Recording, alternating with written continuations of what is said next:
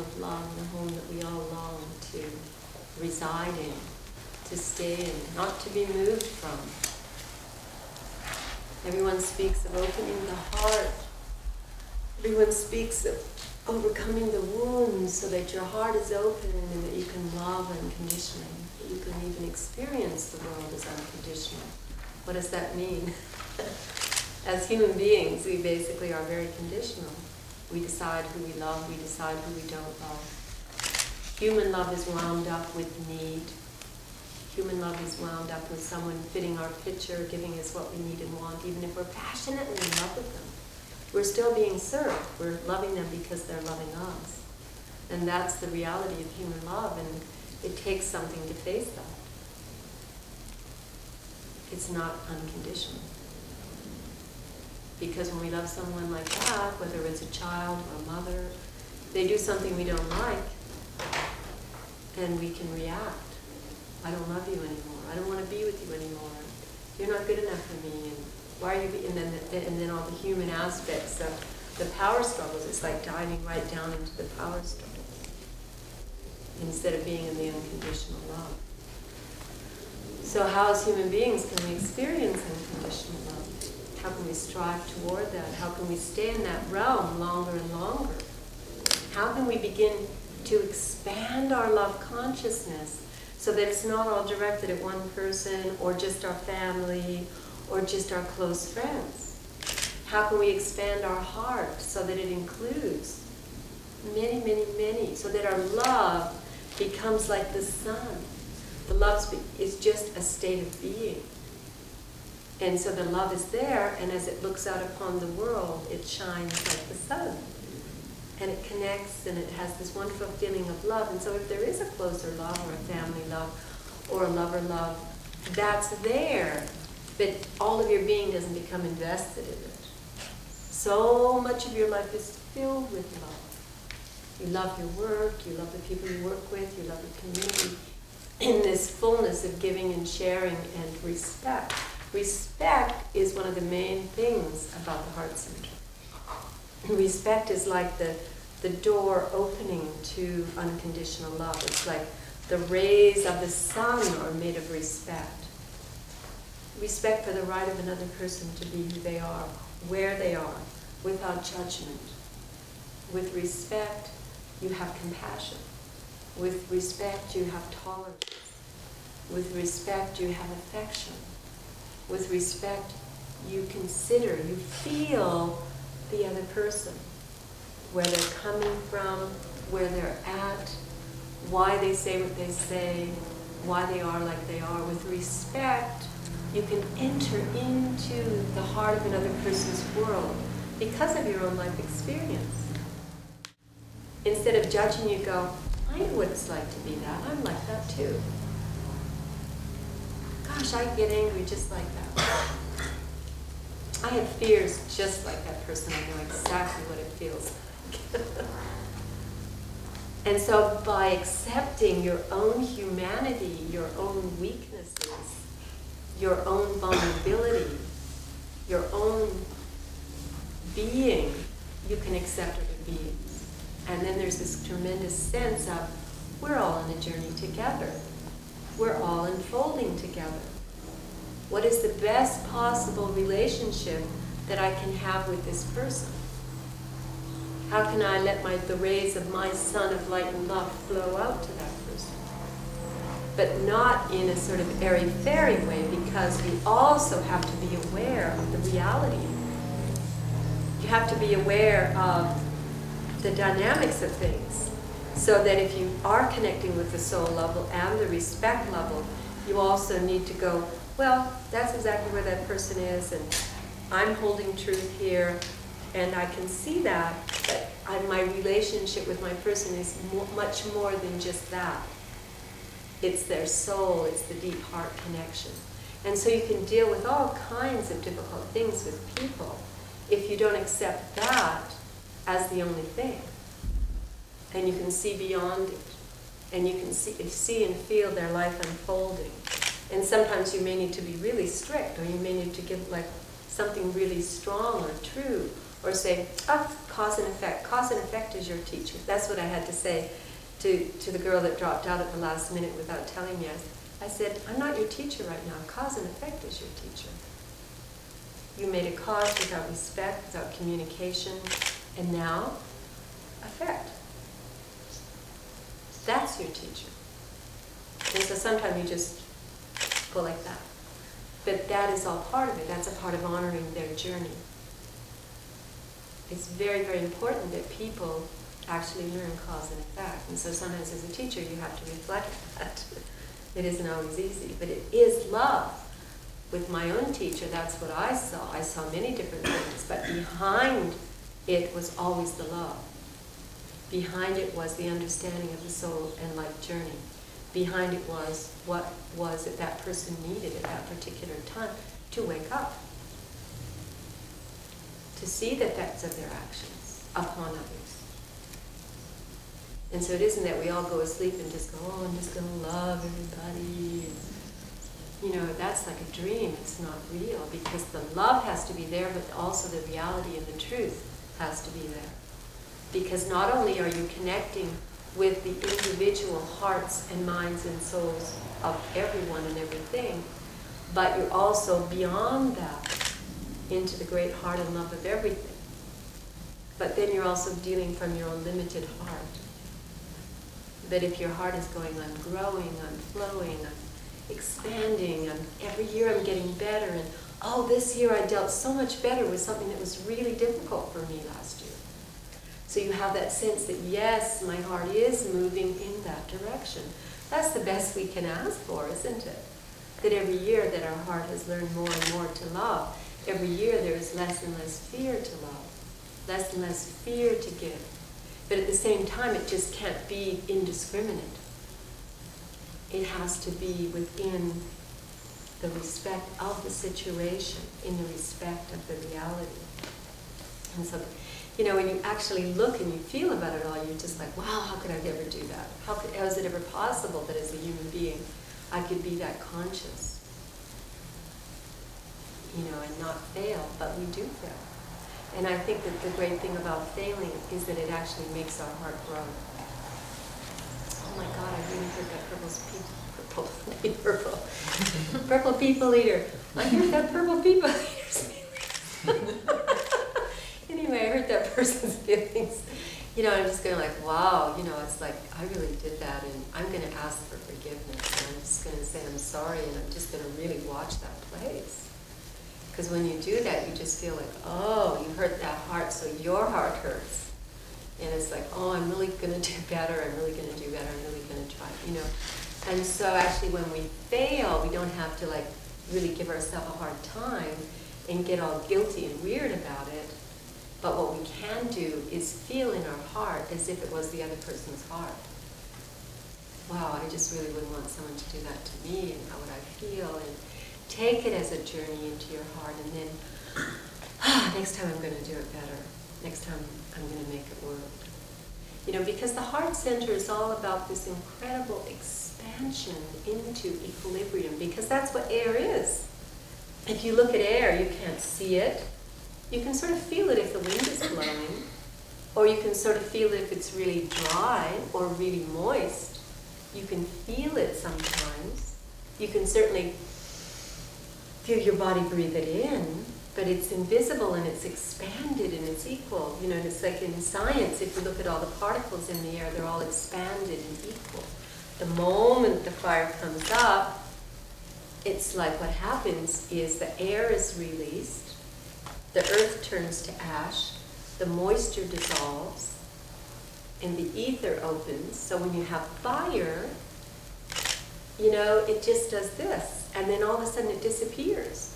Where does fire go? You watch a flame, and then it disappears. And so that's what the air elements is like. It's equilibrium.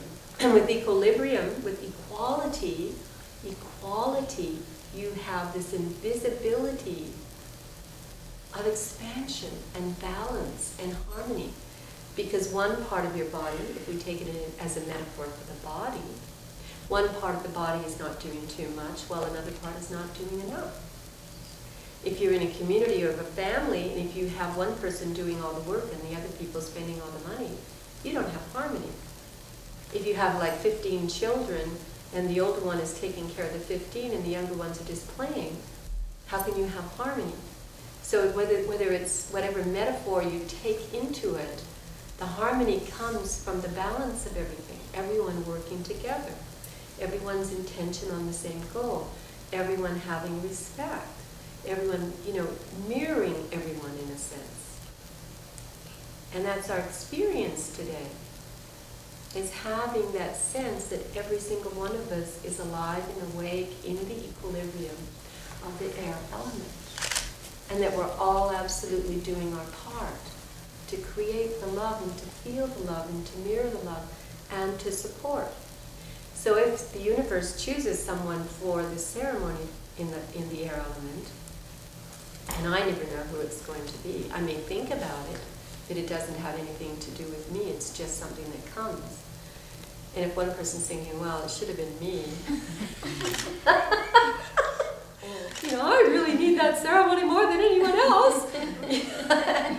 So if someone's thinking that, it's like instead of supporting it and receiving from the entire experience in the group, everybody receives from it, regardless of who. And myself, I can't even describe what I receive from giving this. So whether you're giving or receiving or supporting or whatever place you play in the dynamic of the group, in the air element, it's equal. Everyone receives everything. Everyone gives everything. It's as simple as that. And it's an endless fountain. Do we really own any of it? Do we really create any of it? Where does it come from? Where does love come from? From a long, long time before you were born. From everything in the cosmos. From the sound and light of the creation. From the opportunity from this existence. There's absolutely no way that we own any of it, or that we can stop it, or control it, or contain it. From my experience, the best way of letting it in is just let it come through you and let it go out. Let it come through you and let it go out. The more you give, the more it comes. And that was one of my first experiences in the creation of these dances, was this one amazing time when I really felt that connection open up, and it was like, my heart is empty, my heart receives, my heart is full, my heart gives, my heart is empty, my heart receives, my heart is full, my heart gives. And I really understood for the first time, if you use the metaphor of the heart and the circulation, which contains all the elements. The blood contains all the elements. Contains nutrients, contains fluid, contains warmth as fire, contains oxygen as air, and contains prana as ether. So all the elements of the life are flowing through our heart and affecting all the elements in our being. All the elements in our being are affecting the blood and the heart. And so there's an amazing oceanic feeling of oneness as to the elements in our being, flowing through us, affecting us, and then also influencing and enhancing the blood that flows through us. So you don't want to really separate any of that. You want to be aware of it, that we are completely made up of the elements. But then we are more than that. We're also the spirit and the soul and the mystery.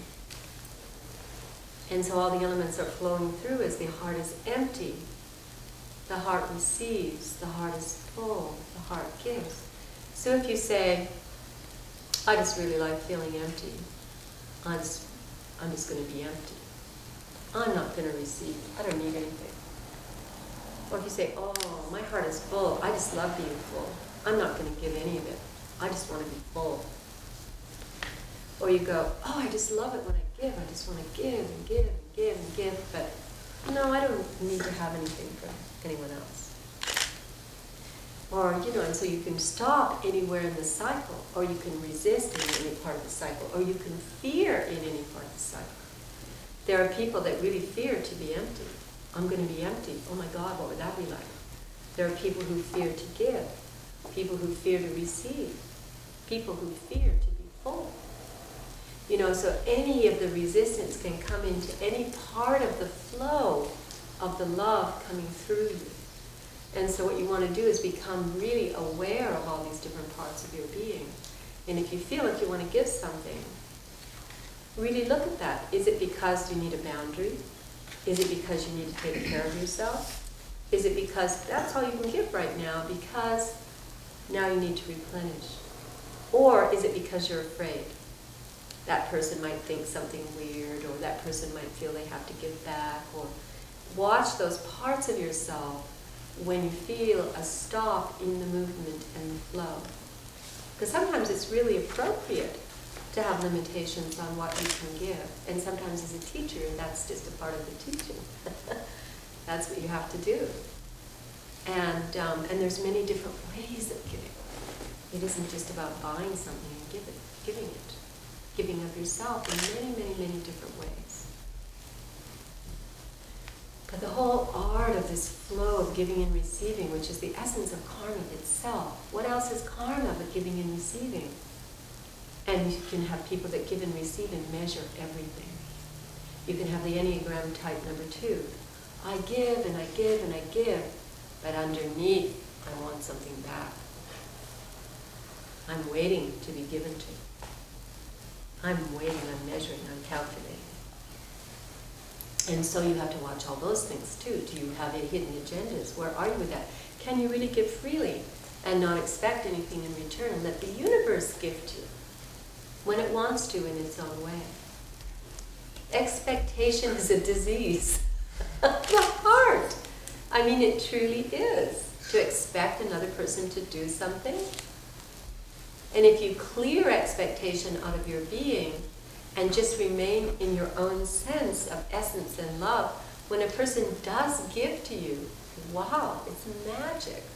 You can just receive it and just feel like it not only is a gift from the person, but it's a gift from the universe through that person to you fully, without you having manipulated, expected, measured. It's a true gift. But when we're needy and we're wounded, you know, it's like we want attention, we want care, we want to be special, we want this, we want that, and so we have these expectations built up around it. Like, oh, that person really needs to do that in order for me to really feel that they, you know, that they like me, or that I'm special, or whatever. All those things that we do. And so clearing the heart of these places of measurement, of expectation, all of these things that just hold us and imprison us with desire, with fear, with power struggles. Because in essence, expectation is a power struggle. Giving and waiting to be given back to is a power struggle. It's not love. It's not freely giving. You know, and so learning the lesson really of to freely give and not to expect is really the essence of the heart center.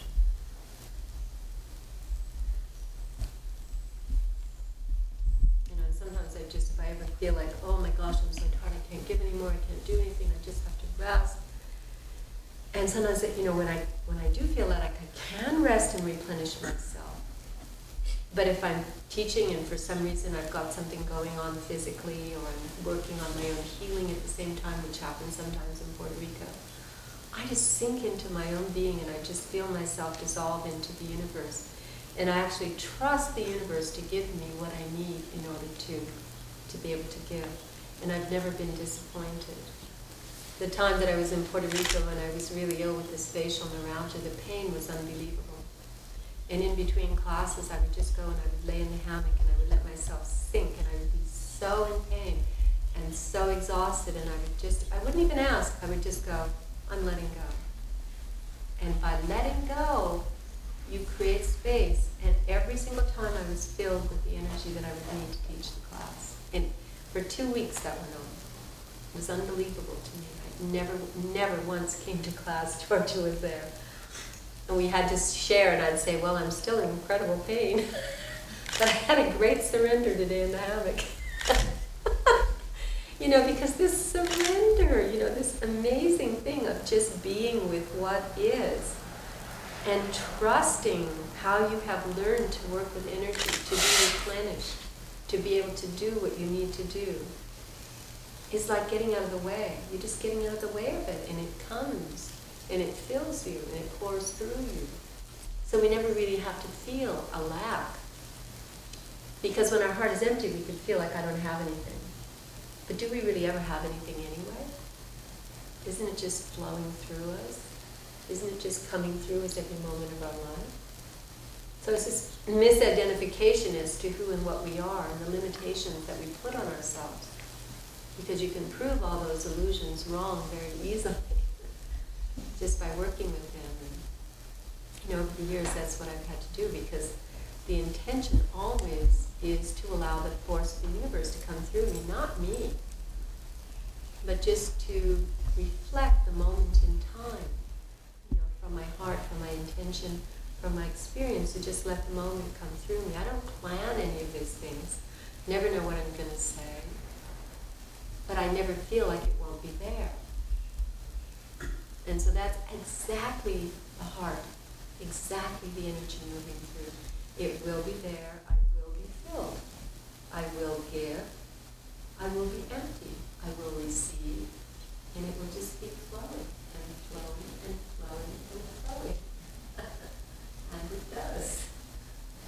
So that part is definitely the heart center in action as in terms of what's possible. It doesn't mean we won't be tested, that we won't be pushed to our edge. And sometimes when I feel the edge, like, I don't think I can do that, I just take a really deep breath.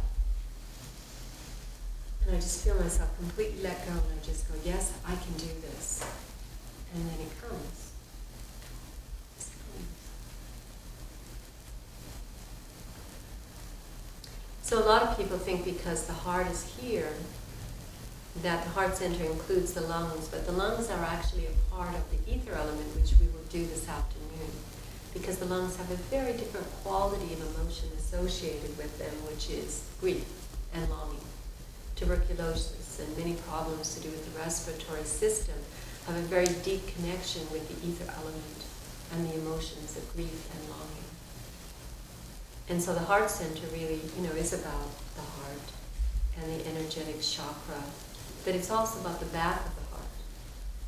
A lot of what comes up when you really begin to open the heart, and I've had several deep experiences, it's particularly in the dome, where I literally felt like the back of my heart center opened up like a sea anemone. And that there were just layers and layers and layers and layers of betrayals and wounds and backstabbing and, even lances piercing the back of my heart. The pain was so great.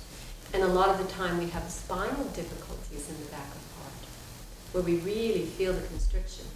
Or our shoulders are like this, and people with asthma and so on. Deep wounding, where everything is like shut down. You see people walking around like this, and you think, how can they even breathe? So opening up the heart center, and especially in yoga, being able to take the shoulders, and to move them back, and to really be able to breathe and to walk in balance with this part of the body open, but also to open the back, and to really just begin to release that sense of betrayal, of the backstabbing, the slander and things. It's like in England many years ago, I was hugely slandered by a lot of the Iridology community because I began to bring in psychological Iridology.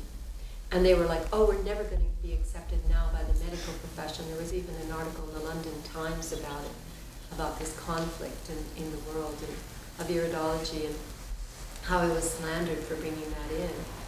And I just said, well, the purpose of Iridology is not to gain medical approval. I don't think they would ever approve this because it's outside their paradigm. It's like, but everything in alternative medicine is body, mind, spirit. Why wouldn't Iridology be body, mind, spirit?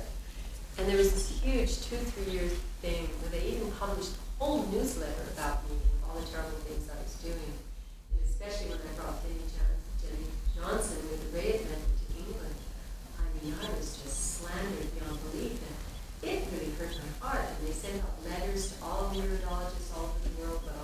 things I was doing. Dr. Jensen got one of them, Dorothy Hall got one of them, Willie Hauser and Joseph Jack. I mean, they sent them to everybody, saying that I was just destroying iridology. And I was devastated. I had brought Harry Wolff to England, I had brought Dr. Jensen to England, I had brought Dr. Christopher to England, Willie Hauser to England, Dorothy Hall to England, all with the idea of creating harmony and communication. I got huge amounts of students in these conferences, 90, 130 people for Dr. Jensen, gave him thousands and thousands and thousands of dollars, for coming over and sharing his work. And I'd done all this work that no one had ever done in the world of iridology, to understand each other from different countries and so on. And then that's what happened to me. All of a sudden they all hated me, they all slandered me, and I'm just like, wow, did my heart hurt. Even though I just kept going, I kept doing what I was doing and kept going. And I was teaching in Malaysia at the time, and they actually sent a letter to the Malaysian government saying that I should be stopped from coming into Malaysia. And, Mr. Wong that was bringing me over, he said, in Malaysia we don't pay any attention to slander, don't worry about it. It's like, and they never did anything about it, but it was intense. It was like a worldwide propaganda, and I'm going like, I'm just this little person that's just trying to help people understand each other, and why is this happening to me? I was so wounded. And that year I went to India, and I got an interview just by, not even by asking, but in a moment of grace, and I thought, well, that must be what it's for.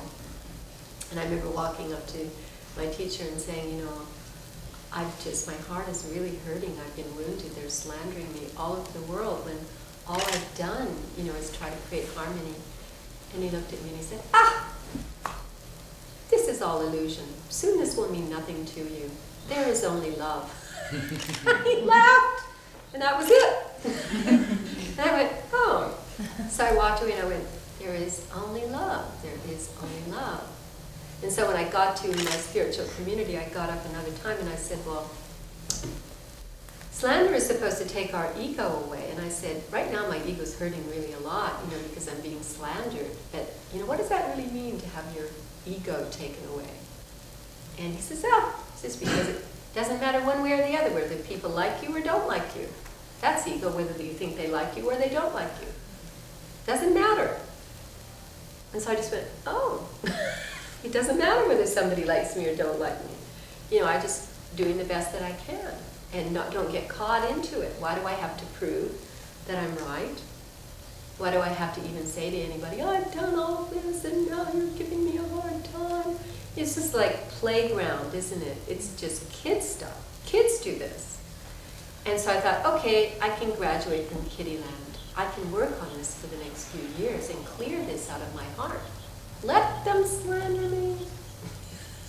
I'm just going to do what I do. And then I left England also. And they were saying, Farida left England because she couldn't stand me. And this is just a really small community of iridologists. This is not all of England, of course, thank God. But it's just like, I'm leaving England because I'm ready to leave England, because I'm ready to return to America. I am not running away. So it was a very interesting time for me to go into the wounds of that. And I really realized afterward what an incredible gift that was to be slandered. And to have that raw material to work with in my heart. And to go beyond that. And it's made me so much clearer and stronger and such a better person. And so when we feel like our heart is wounded when somebody said something or done something, we let it go into us, don't we? We definitely let it go into us, and then we have to do the work to get it out. But eventually you just become like, let that missile go by. Let that arrow go through. Let that sword cut off my head. I'll just put it back. Whatever it is, just let it go through. Just, you'll just be the martial artist. Just let it go through by. Whoa, that's not me. I'm doing my, and you really do learn not to hold on to these things and cherish them. And I've got this terrible wound from this person and indulge in it and live a life based on it. The heart center, when it's clear and clean and light, is the most beautiful thing. And the Sufis say that when you learn to stay in the heart center, then your whole life really becomes supportive of your spirituality in a way, because you don't have to get pulled down for such deep, long, dark lessons. You can actually live your life, do your spiritual practice, do your service in the world, fulfill your duties, fulfill the purpose of your life, prepare for your departure from the world. You can actually use your energy for the things that are really important, rather than using all these energies in these other ways, in these other realms. You don't have to dive back into the power struggle. So that's the most important lesson of the heart center. What I'm going to do now is just check my lovely little heart center book here. Anahata chakra means unstruck. It means love that, in my mind, the love is like a gong that doesn't have to be struck. It's just there all the time. It's love that exists without cause, without effect. It just exists without measurement. It's a state of being. Opening the heart, equilibrium, the air element. So this is the sense of touch. You know, when you think of the air element, think of the torso. And think of touch, how you feel when you touch someone with it. So if you hug someone and you feel with touch, and you actually breathe when you're holding someone instead of holding your breath, there's a very deep connection here. And so also touching self, loving self, touching others. If you don't dance the chakras, they dance you. That's a really important lesson of the heart center, because if you're dancing with earth, water, and fire, and you're releasing them and clear and clean with them, the energy naturally rises up with fire and opens the heart. But if you're unconscious with the energies will pull you into the lessons and keep you involved with the struggles of life and the difficulties of life, rather than the gifts that, make the energy rise. Compassion is a very huge thing. Compassion, this is a very important thing for any healer to know, and I learned the lesson in a very hard way back in the early 70s when I was first learning body work.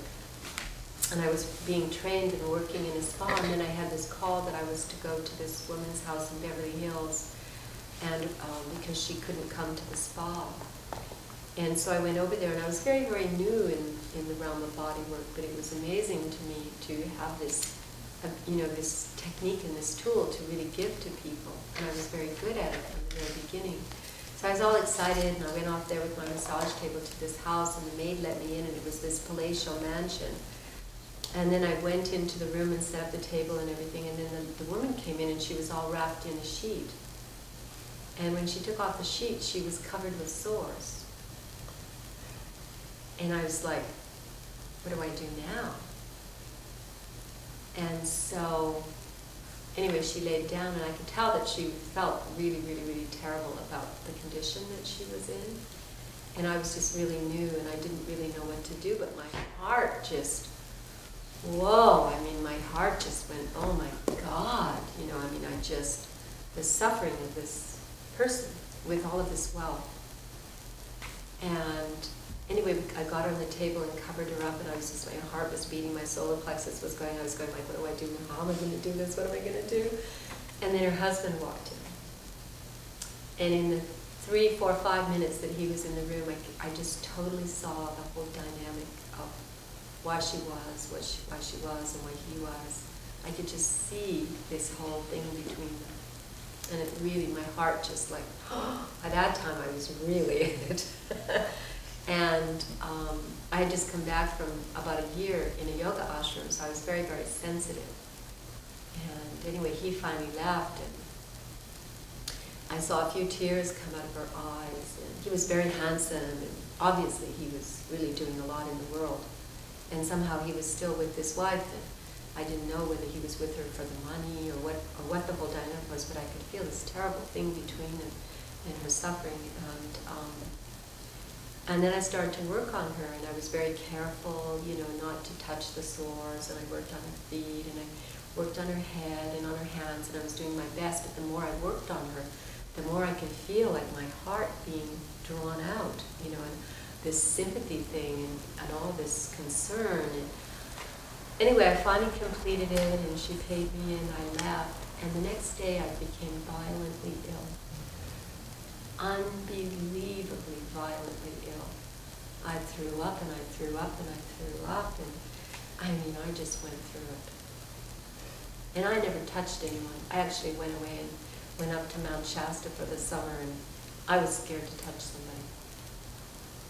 And then when I went through my breast cancer healing, and I was up in the mountains with that Qigong Tai Chi friend of mine who gave me all the healings, he taught me, he said, whenever you work on someone, until you really know this with your whole being, you have to separate sympathy and compassion.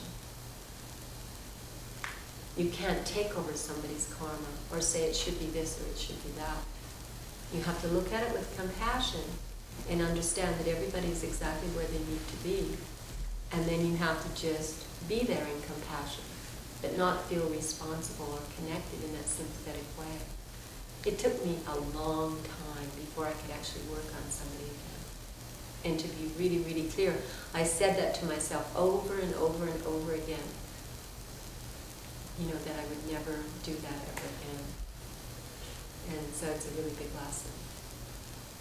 And every healer needs to know, the words inside of themselves and the clarity about judging the universe, judging karmas. You can help people, yes, but it isn't about taking away their suffering. The suffering is there for a reason. And you have to respect that. That's the whole thing about the art center, isn't it? Respecting where a person is, acknowledging it, and coming in with compassion, which is very different from sympathy. Big lesson. Most of my lessons have been like that, really dramatic, in a way that you never forget. You can never forget something like that. What it is I took in and what it is I processed through my own body. And I actually, sometimes over the years, I have actually done that, taken on from my daughters and my granddaughters, and become ill while they became well. Several times. And I did it consciously. I didn't do it unconsciously. And I process it through my body because I know how to process things through my body. But I only do it in emergencies. When my little granddaughter was sick around a year and a half, she had this unbelievable fever and she was just burning up. My daughter called me and I drove up the mountain and I just could not believe the condition she was in. And she'd never been ever sick. And I laid her on top of my body and she just couldn't even move, and she ended up laying there all afternoon, and I just brought all the heat into my body. And I was really sick for several days, about 5 days afterward. But by the time the end of the afternoon, all of a sudden she just kind of woke up and got up, and her daddy walked in and she walked over to him and she was fine. And then I was sick for 5 days. Now I know so much more about the oils. When things happen with my granddaughters now, I tend to do the raindrop on their back and rub thieves on their feet and do reflexology, and I brought them through several things in that way without having to take it on. And so sometimes you do, sometimes you don't. But if you do it consciously and know that you're going to be able to work through it. It's not something I really advise, but I like to share those things with you because sometimes they do come up. They do definitely come up.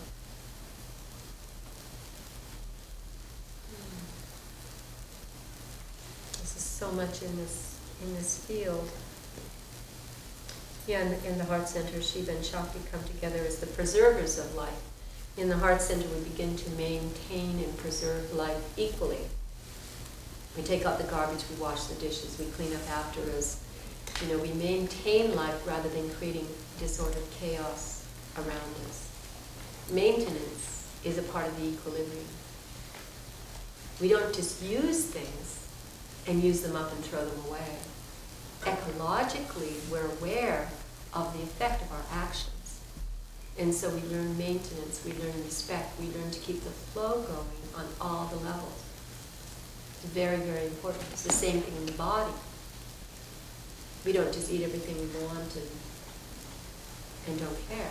You know, it's like we actually have respect for what we're doing and the whole process, which means also the elimination and the digestion and the assimilation, not just the indulgence of taste.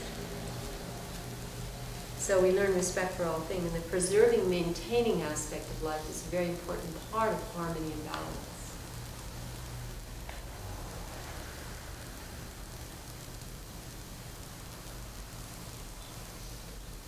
So the heart is yin, just like the earth was yang, the water was yin, the fire was yang, and now the heart is yin. It's receptivity. The heart radiates love from its center. We no longer fight what we love. When we fight what we love, we descend into the power struggles. Doesn't mean we don't have to work on relationships and make efforts for respect. When we learn to move in harmony, we begin to cherish harmony and good feelings and nobility and respect. We learn to live in dignity. Oh yes, this is very important. Speed and greed are the imbalances of the heart. Now the heart is going, when it's in equilibrium and the heart is open, there is enough of everything. Because in this moment is exactly what the universe and the divine has in store for me. In this moment is everything that is being offered to me. There's never any lack. So in the moment, even if your bank balance is getting close to zero, in this moment there is enough. I trust the universe to provide. There's enough love, there's enough money, there's enough time. There's enough of everything in this moment. And the mind can imagine, oh my gosh, you know, the future is it, but if you bring yourself to now, this is all there is, this is what I have to work with, and this is it.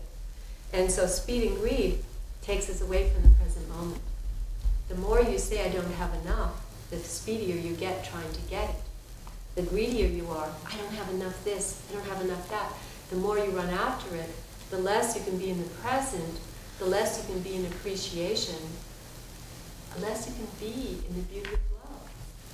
And so, speed and greed is when we take ourselves away. We take ourselves away from the gift of love. And if you really know that, then you will do everything to find ways, whether through exercise, through yoga, through meditation, through prayer, through quiet, whatever it is, you will find the way to be in the present moment, because that's where it all is. So speed and greed, really watch out for those. Connectedness. That's where the connection happens. How can you feel another person? How can you feel the moment if your mind is somewhere else? So the mind itself has to descend into the chalice of the heart and be warmed and slowed. Here the mind is very, very, very fast. But the more that we clear out the imbalances of the chakras and the elements and the emotions, the more empty our mind is. The mind doesn't even want to think unless it has to, unless it's needed. So the mind becomes very empty and spacious, and there's a sense of being rather than doing, or rather than thinking. And so the being state is here in the respect in the present moment, working with what is. And the unfolding, trusting the unfolding, that what we need will be there. And also making the causes, good causes, happy causes, loving causes. And if something difficult happens, go through your little wave motion reaction pattern, and then come back. So today we have a very deep and strong, beautiful offering, beauty offering to love, to nature, to the universe, to the unfolding, to each and every one of you as a part of it. It's like we're all here, and this is our moment together. So the air element dance is very exquisite. We're moving into the realm as if we were flowers in the garden of light. so in a sense, we put in peace, and peace has descended upon earth, water, and fire. And so most of the time we just sit on our knees, or we sit cross-legged, or in some very comfortable place. And the emphasis is really on the heart, on feeling the heart moving through those different phases, on feeling the heart being empty, and having the energy move through, of making mudras, of really becoming conscious of the energy around your heart and what it feels like. And it's really about being very slow. It's about the hands of the servants of the heart. This is how we give, and this is how we receive. The hands of the servants of the heart. And so when we're doing the dance, it's like you want to become aware of the heart and make movements, but also to feel with your hands, to feel the auric field, to move in and out of mudras, to have a sense of, as if you were a plant, of leaves and flowers, of the texture of the air, of the feeling of the air, of your hands moving through air, slowly, beautifully, exquisitely feeling, but also the connection of the heart and the flow from the heart and the opening of the heart. And so the first piece of music on this CD is just one of the most favorite and beautiful pieces that I know. I call it Opening of the Heart, but it's from Vangelis. And it's a really exquisite piece in the beginning where you're kneeling down, and then this energy comes, and you really I like to do it on my knees, but because it just gives me more freedom, to rise up and to really feel. It's the opening of the heart and reaching to the spirit and letting the spirit come. And spirit comes, yes, but also we make an offering to spirit with ourself, with our longing, with who we are, our vibration, our essence, our connection, our evolution. It's just like a flower makes an offering. We make an offering, and at the same time as we make the offering, the spirit and the energy descending. So it's like a two-way thing that's going on all the time. And I love to think of every day like that as well. In the morning with meditation, you just offer everything up. But you don't say, I want this, and I want that, and I want this, and I want that. You just enter into the mystery of the day and let the universe and the divine gift you with not just good things, with challenges, with tests, with whatever it is that the universe is gifting you.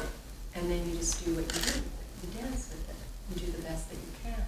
You learn from it. You make the causes to evolve. You maintain things. You live in respect. And so you practice all these things. These are not just words. You live them and you practice them. And that's what you do. And so the dance is like that. It's the offering up and it's the receiving. And it's the giving out and it's the receiving. It's the energy going down, energy coming up. And then it's also all the exquisite, subtle. Slow is very important. Very slow, beautiful.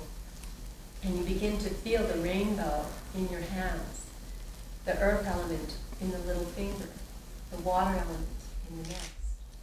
So red, orange, yellow, green, and then ether, the aqua turquoise.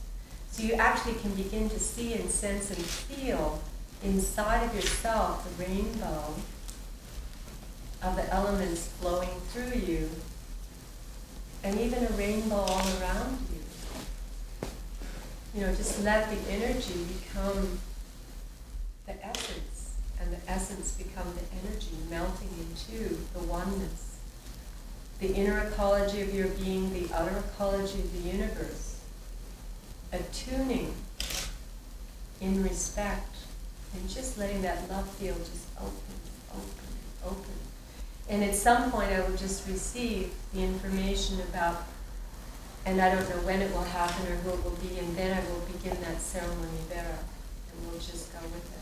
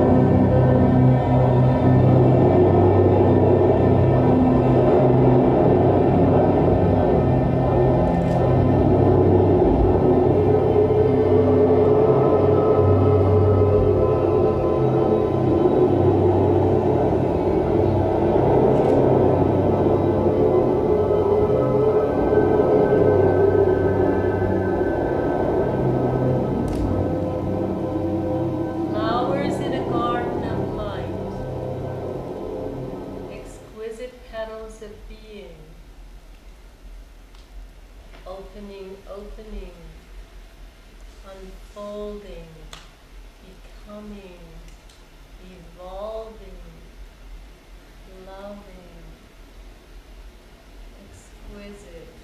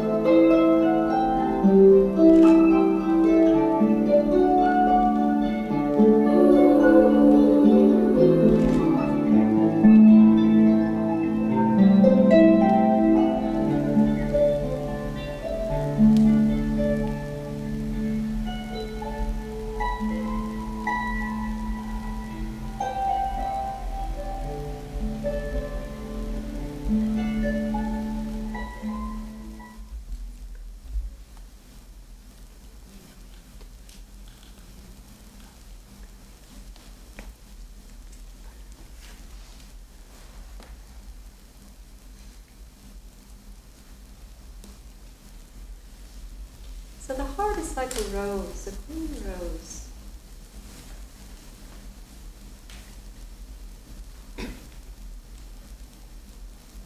Ever unfolding.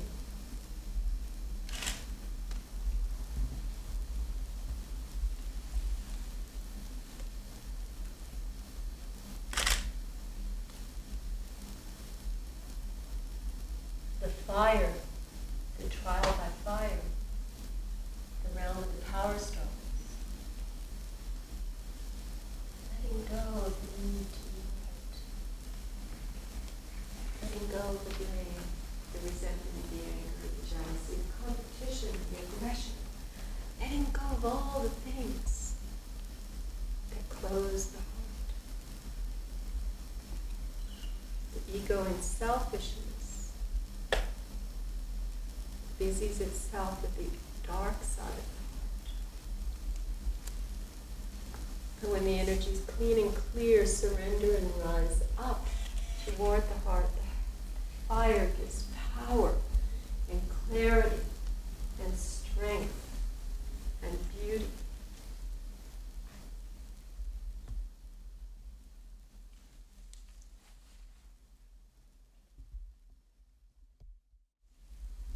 So the fire and the ether element together,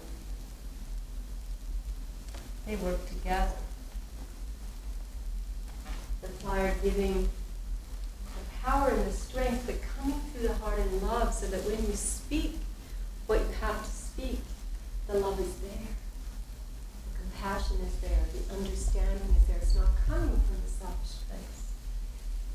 It's coming through the realm of love, so that truth can be spoken. The truth that prevents many difficulties. The truth that opens communication. The truth that allows us to be ourselves.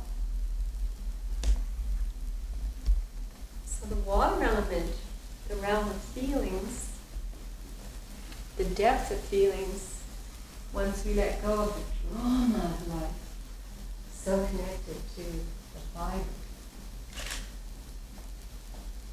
The depth of feeling, the nurturing, the caring, the subtlety that allows us to receive understanding, messages, beauty. The relationship of the water element to the brow center, to the doorway between the inner and the outer worlds. The relationship of feelings to knowing.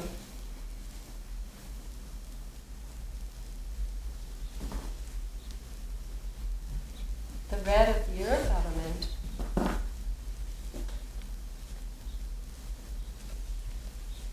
the grounding of spirit and the nourishment of the physical world to sustain us,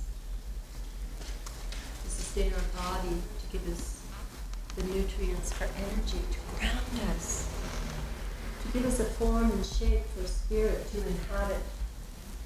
The relationship here of earth to spirit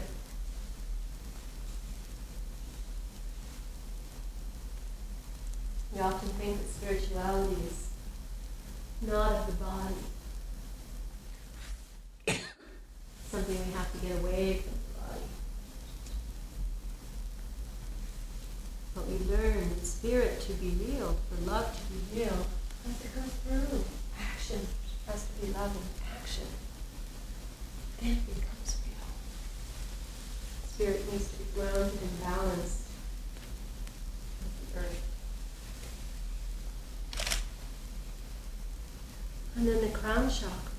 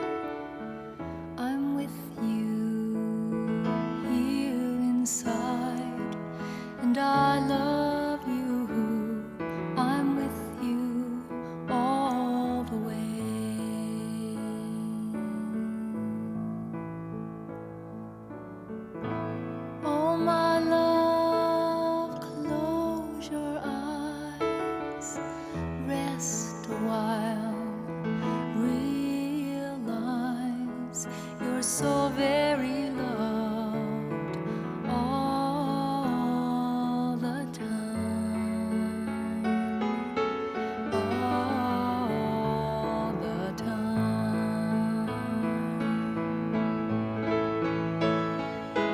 I hold you here in my heart. It's vast as an ocean. Sleeping child, don't dream we're apart. Dream your eyes are open. Open your eyes.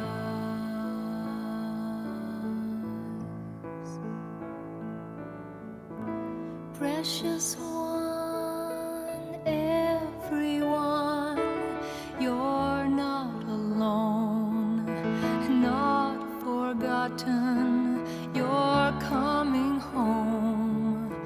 Rest into yourself.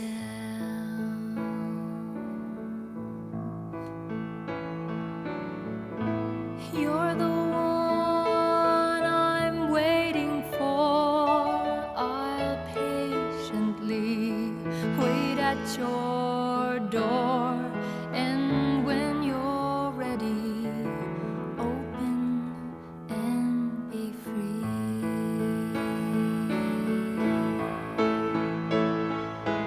I hold you here in my heart.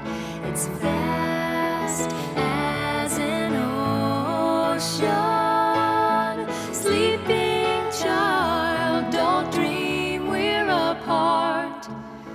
Dream your eyes are open. Open your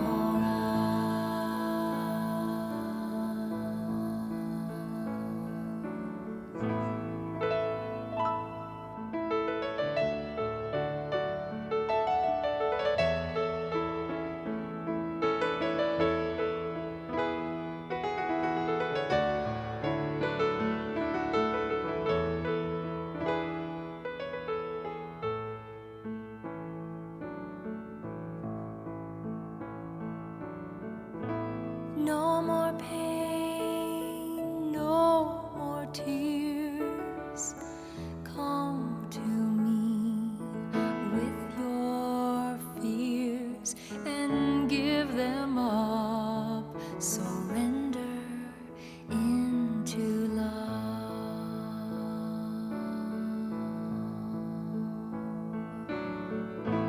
Remember who you are. You're vaster than a million stars. You're everything you could ever want to be.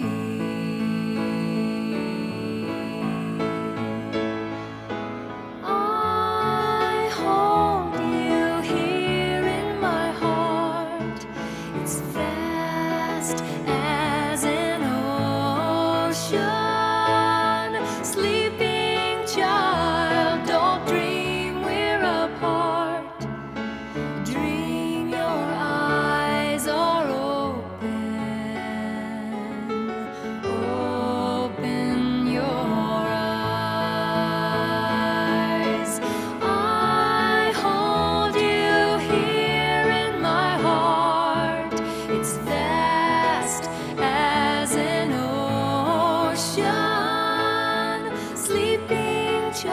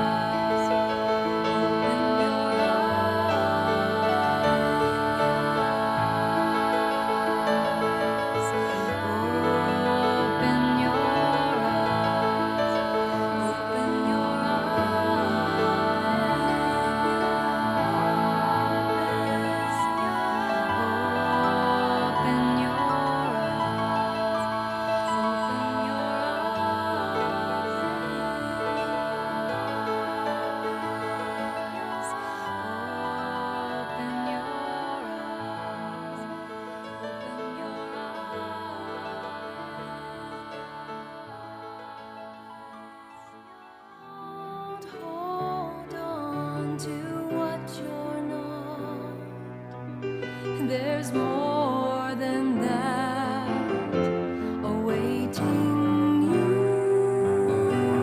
I came to know myself, know yourself. Let's go home.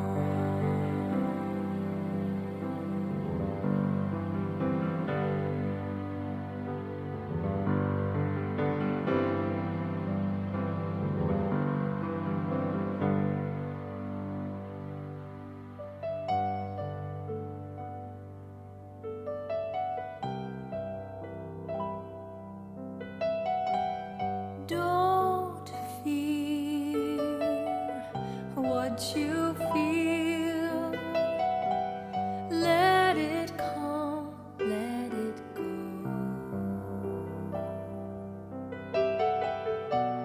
You will find the place that's soft, an embrace for all time. There is freedom. Oh, it's meant for you. Little one, it's time to come. I'm waiting for you. Don't hold on to what you're not. There's more than that awaiting you. I came to know myself, know yourself. Let's go home.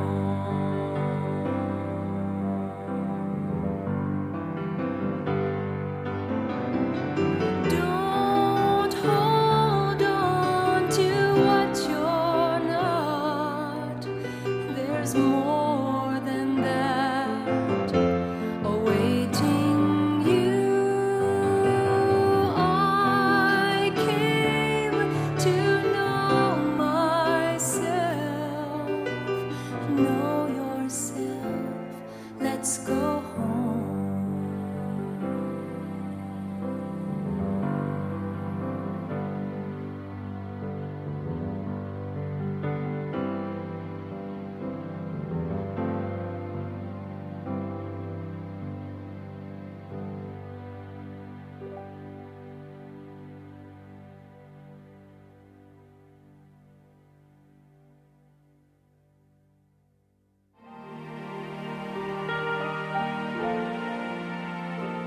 Just hope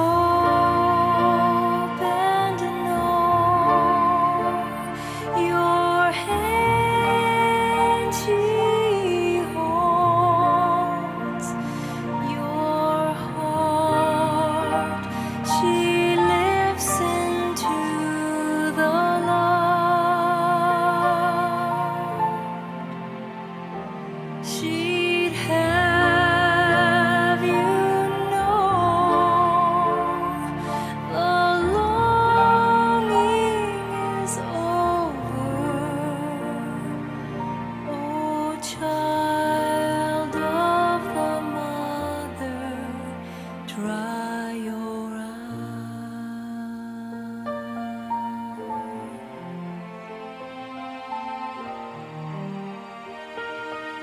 eyes.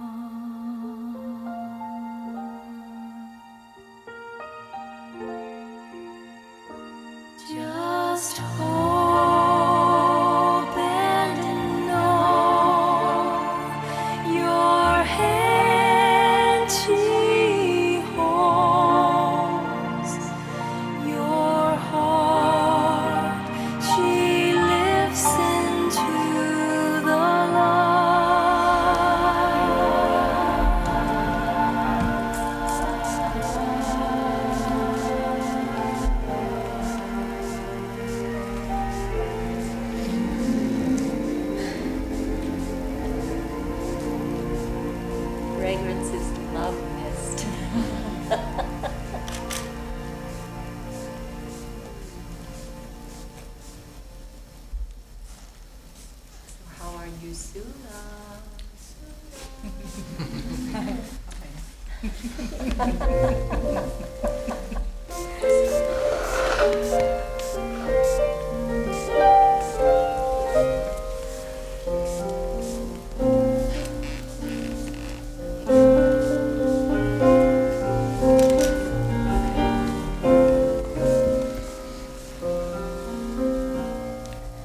You are so beautiful to me.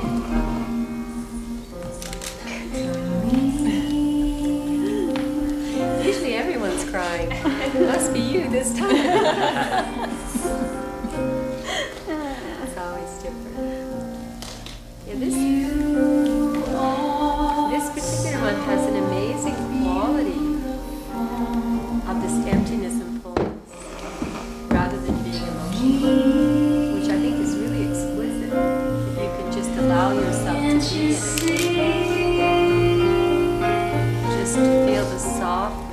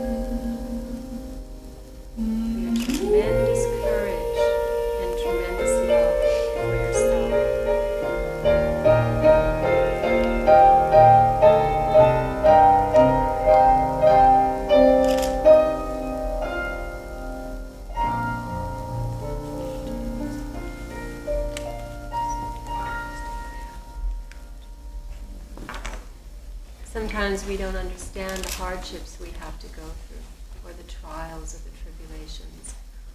And much about our childhood is much about what we didn't get. Regardless of what kind of an upbringing we have, there's always that sense there could have been more, or there wasn't this, or there wasn't that. And so we have to become ourselves. And so, Sula, you really have come home to yourself now. It's really just about you and your heart, and your strength, and your acceptance. You were given everything you need to become this warrior of the heart. Let let go in this moment of any thought of anything that you didn't get, because everything is within you.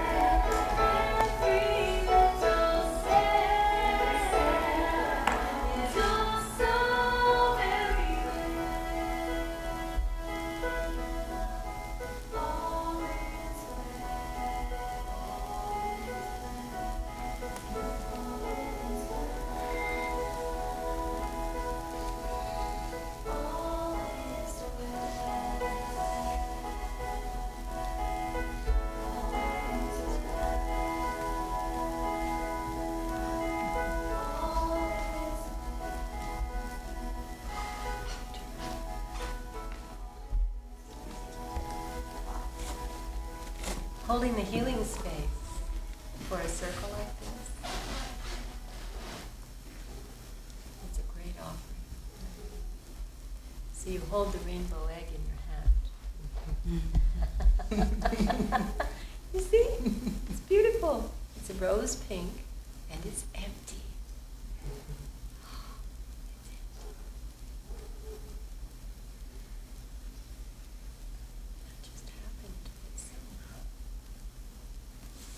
So the rose heart is empty. And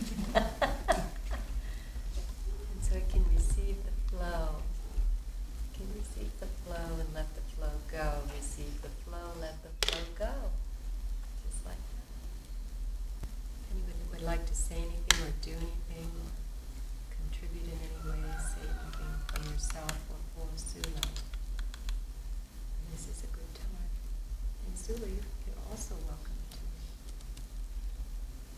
And my heart was actually hurting a lot this morning through the dance. I felt very depressed. It was right into the compression. And it's I'm not now. Yeah, I felt your heart a few times and I couldn't believe it. It was like I was like, whoa, whoa, whoa. I mean, it was really big. It's come up. So you know both ways now. You know the sinking into the contraction, and now you know the way into the opening. So then now you can remember.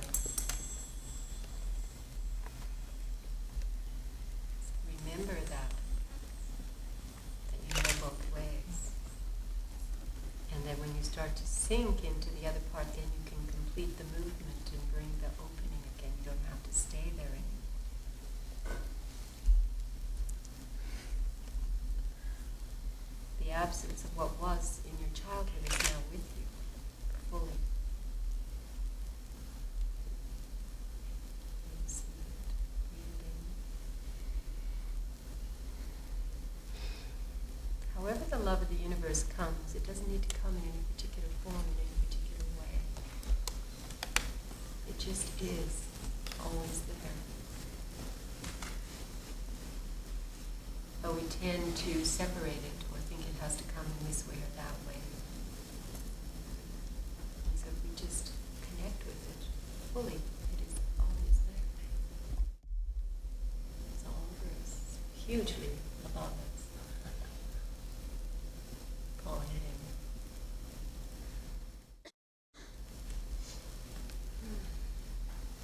So How does that feel to have your heart this way? Oh, I can't even describe it. Feels good though. That's the important thing.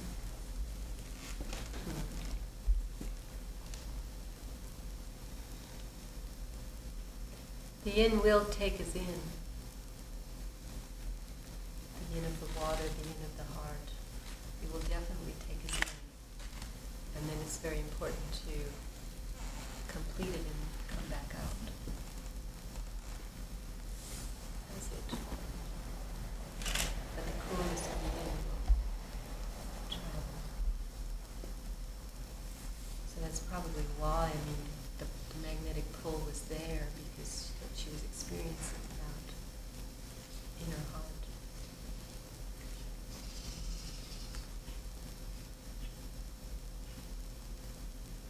Last year was like a golden ball that filled me, and then the golden ball just went over into Gary, and he said that just before I touched his hand, he felt golden light and turned into a butterfly. And then I touched his hand and pulled him in. And Christine, who was sitting there, had just had an inner vision of Gary spinning in a web of light. And when she opened her eyes, because in that last year, it was in the middle of the dance that he came in, she opened her eyes and he was there. And we had this whole kind of, every year it's different, completely different. But this is beautiful, this sense of emptiness and fullness is very, very gentle and soft, and without any sense of doing, which I really love. Because surrendering to the being and not feeling that you're doing anything and that everything is just unfolding as it needs to is one of the greatest gifts. I found the most difficult. Being very conscious that if I'm not doing anything, a lot is happening. And coming in and out of doing and not doing, that was difficult. That Experiencing this now or just generally in your life? No, just now. Just now. Because you want to do something, you feel like Right, you want to do a movement, you want to do that, you want to do that, you have this thought. And then coming back, if you manage for 1 second or 2 seconds not to do anything, there is a lot, and then it goes out again. So that was a big challenge, going in and out and in and out the whole time. like meditation. Sorry. Yeah, it's like meditation. Yeah. Keep bringing yourself Yeah. back. Yeah. But eventually, you see, there is the being, but the doing comes out of the being, Yeah, rather than the mind, yes, that or the was sense that. you have to do Yeah. something. Yeah. It's Yeah. a different way of, Yeah. and then it's like you think, oh, I just put that in her Yeah. hand, and then when I took it out of her hand, I went, wow, rose, empty. It's sort of everything just has a way of being appropriate. That's really beautiful to be in that space of feeling that, the edges of that. Yeah. And that was the same with the tears. I realized yesterday I had this impression, for once, going beyond the tears. This is interesting, because there is something else beyond the tears. Yes. And so I didn't want to go into the tears today, and then go. And this was good because this allowed the quietness to come in. So that was also very interesting. So rich. It's good to touch these places.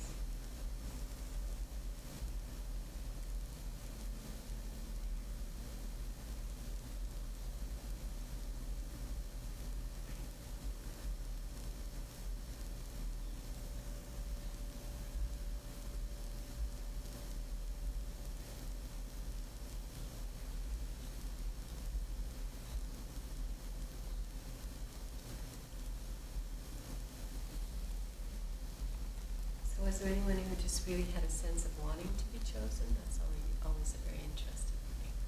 Did anyone have that sense? Because when one has the desire, and then it is moved away from oneself, then one has that sense of, what do I do now? The real gift of it all is just coming into this space of the being. And it has a quality of waiting.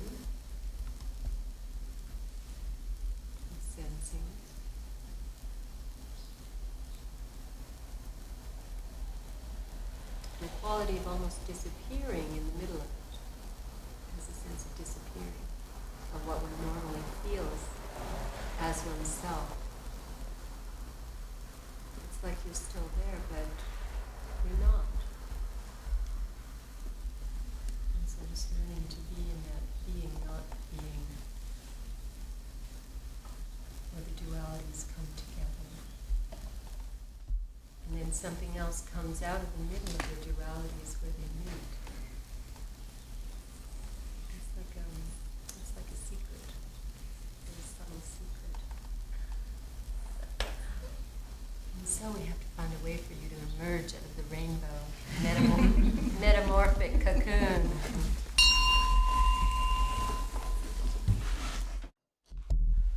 Beautiful colors.